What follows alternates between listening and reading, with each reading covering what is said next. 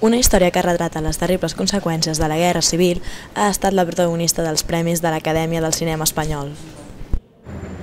Pa Negre arrasa en la cerimònia d'aquest any dels Goya emportant-se 9 guardons dels 14 als que estava nominada.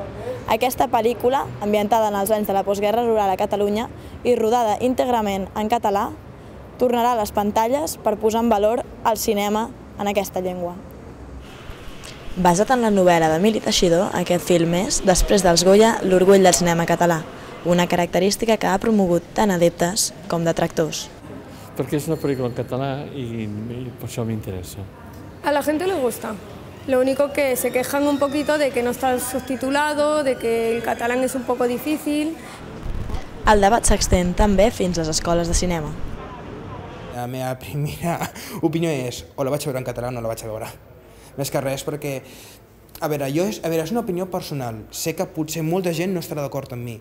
Jo crec que si hi ha una pel·lícula que està, per exemple, feta en castellà i es dobla en català, ho sento, perd tota la força, perd tota la credibilitat. Igual que si es fa en català que si es dobla llavors en castellà.